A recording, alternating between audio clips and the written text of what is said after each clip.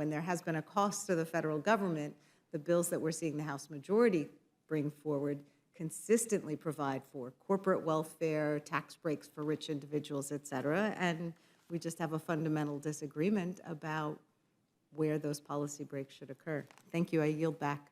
Thank you. Thank you. Gentleman from South Carolina is recognized for any questions he may have. Thank you, Mr. Chairman. Ms. Waters, let me just tell you, one, I think you first addressed the fact that affordable housing, we hadn't addressed it, or it's somebody's fault. You know why housing is not affordable now? There are no battery-powered dump trucks. There are no battery-powered airplanes to fly people back and forth. Gasoline, fossil fuels are still the rule of the day in America. You're not going to get rid of oil and natural gas. The supply chain for getting materials to the job site, it's just not there. I can't get meters for housing. We've canceled more housing projects or developments because you can't get stuff. Time is money. And then you keep saying middle class, rich, middle class.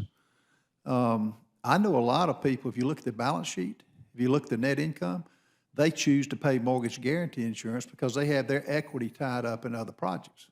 So they choose to pay the mortgage guarantee insurance. It's risk-based. If you own a rental house and are wanting to sell it, you would want to self-finance, you would have a difference in rate for those who put down 20% or more versus those who put down 3%. It's just like Congressman Davidson said, it's risk-based, and it should be. If you self-financed, you would have to have a difference in the interest rate.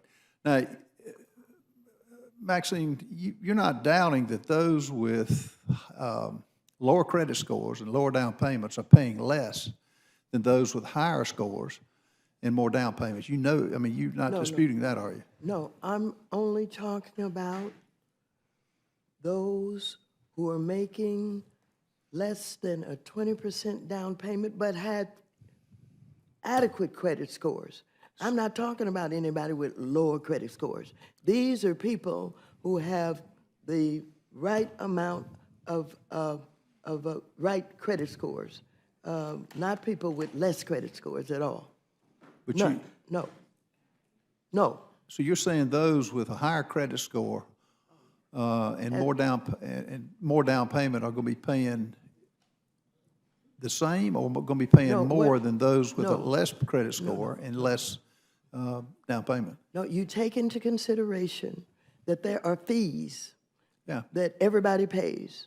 And when you are evaluated based on what your mortgage is and all other kinds of things, then you have a fee amount. But when you put on top of that the mortgage insurance, then those people who didn't have the 20% are paying more than those people who had 20% or more. Why is that wrong? Why is it wrong? Yeah. It is wrong because what you have is people who say that I've not been able, I can afford a mortgage every month, but I've not been able to save up 20%.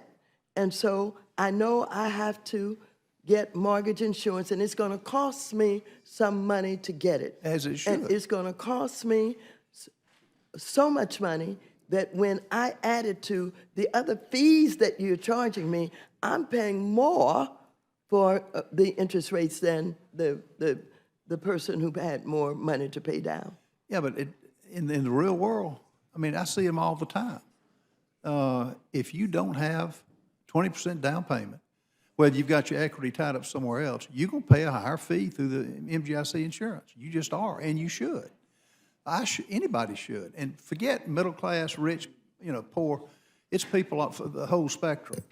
What you're saying is it's just a redistribution is what this is. And I'll tell you, it is not redistribution. Jim Brown who recently died, and I'm going to get the book.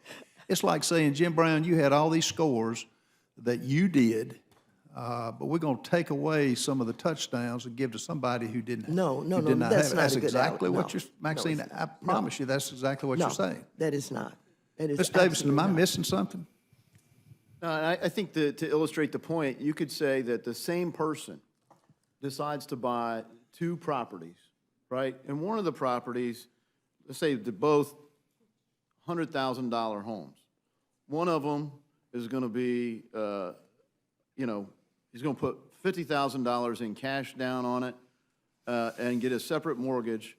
Well, you're going to pay a lower fee because you got 50% equity in the deal. The other one, he just puts the minimum down, 3%. And if you look at the table that we submitted in here as part of this, if you're only putting 3% down, you do have to buy mortgage insurance, right? Because you should. The risk of the default, even for somebody who's multimillionaire, on the property that's got $100,000 mortgage in it and only $3,000 down payment, you owe $97,000 on a $100,000 house, your risk of that mortgage is much higher than your risk on a $50,000 mortgage on another $100,000 property. Same borrower, same person, two different properties, they have different risk, and they should be priced differently. Has nothing to do with the income of the person, but the way that they created this table, it is also tied to your credit score. And that is the other part that's redistributive. It is bad policy. It wasn't well thought out. And our bill simply says, go back and think about it the right way. And we give GAO the mandate to go and do a study. And so then you have to do the rule notice. You know, they did this the wrong way. They implemented the policy, and then they got a bunch of pushback from the market, and they said, you know what, we should get feedback from the public. Well, no, why don't you get feedback from the public up front and then implement the policy? Because we could have told you this was a bad idea, and the minute that we did, they dropped at least the worst idea, which was the debt-to-income portion. They continue to cling to this idea that it already took effect May 1st, and this bill just turns that off. And the idea of turning something off that shouldn't have been turned on in the first place creates some obligation for us to pick up the tab. It's not adding to the deficit. It's a bad score. And at a minimum, the CBO should have to show their work. So I hope it helps build one more piece in the evidence file while we eventually pass my CBO Show Your Work Act. Well, I'll just say you know, we deal with this all the time, and I can't tell you the number of high-income borrowers who've got terrible credit scores. They get, for whatever reason, they make a lot of money. They don't pay their bills on time. I will tell you that hourly mechanic who works with us, he got a perfect credit score.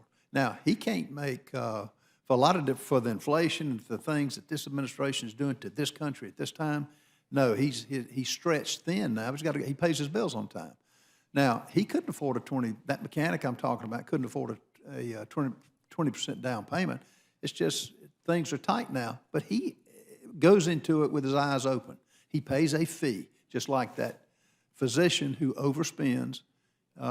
If with a terrible credit score, he's going to have to pay a higher fee. There's no difference in credit card fees. 36% credit card fees are there because it's risk-based, and you don't have a mortgage. You don't sign a mortgage on a credit card. You walk away.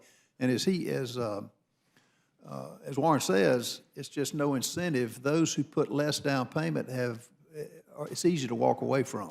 No fault. I mean, and you take that risk if you have the Will the gentleman particular yield? property. Will the Oh, gentleman yes, yield? ma'am. Mhm. The problem is that LLPAs are double charging borrowers for risks they're already paying to cover, with the mortgage insurance. Don't forget the fees that you pay. I get that. Takes in consideration risk, Give me an example. okay? You walk me through an example of what you're talking about that's unfair. Show me two scenarios. Well, there are a whole list of fees. Let me see They're 'em. going to do. We have a list of fees? No, I'm not talking about, I know the fees. Yeah. I'm talking about, give me two borrowers. But Give me, no. But this, you have to take into consideration. When you are, here's some factors that determine the LLPA fee amount. Now, everybody has to pay these fees, right? And they take into consideration a lot of things.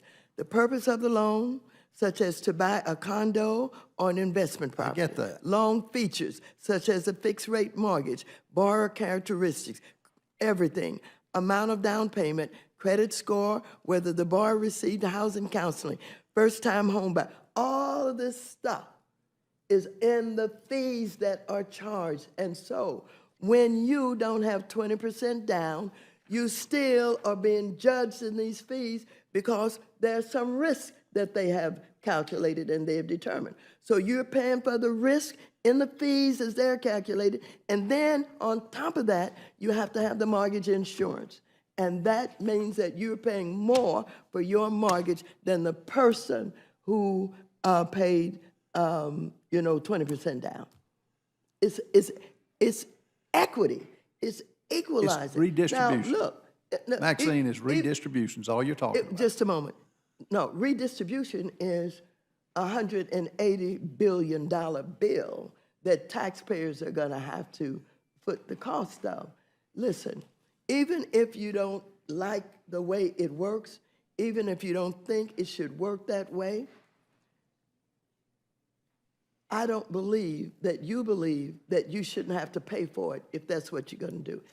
And it's not 180 billion that's determined. It's 300+ billion that Mr. Davis. Do you believe that that's fair? I don't think you do. Maxine. You don't want to increase the debt. Okay, on the debt part of it and on who, let's get the examples you gave me. Yes. You didn't really give me two examples of what's fair and what's unfair to walk me through a scenario. I get the MGIC insurance.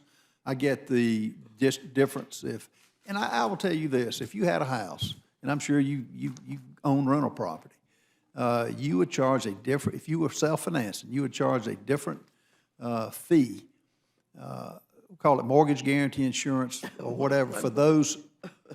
Okay, go ahead. For those who have a less credit score than those who have a higher credit score, to protect your interest that you have worked hard to afford. And all I'm saying is, this is nothing but redistribution of penalizing those with a good credit score and subsidizing those who, for whatever reason, have a less credit score. It's just like the example I gave you. Jim Brown taking his record away and giving it to somebody because, for whatever reason, they couldn't do what he did. Look, you're a lover of Jim Brown's, and you'll use Jim Brown as an excuse for everything. Because you got his book. We talk about this all the time. But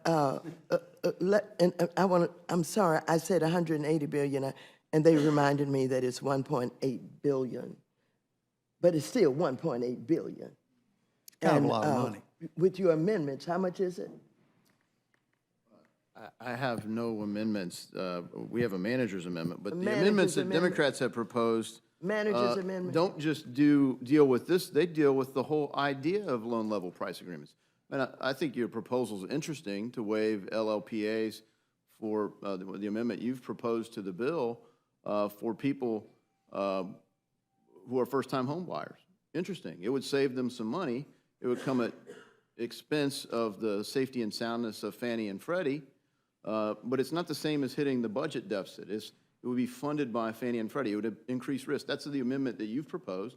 There's no pay-for proposed in your amendment, but it would eliminate not just the new fees that are proposed by and implemented by Director Thompson. It would eliminate all LLPAs. No. This is your proposal. Reclaiming my time. No, that's not. Okay, reclaiming your time. Maxine, I'd love to see, again, a breakdown. You tell me, use whatever number of price for the house. You give me two breakdowns, and you tell me what's so fair about both of them, and I'll be glad to have this debate offline. I don't want to take any more time, but this is none other than redistribution of wealth. And you're talking about a product. Housing, so goes the economy, so goes housing, because you've got over 200 different, you affect over 200 different areas that makes this a serious issue. And it's already hurting right now all across this country. I yield back. Thank you. Gentlelady from New Mexico is recognized for whatever questions she may have.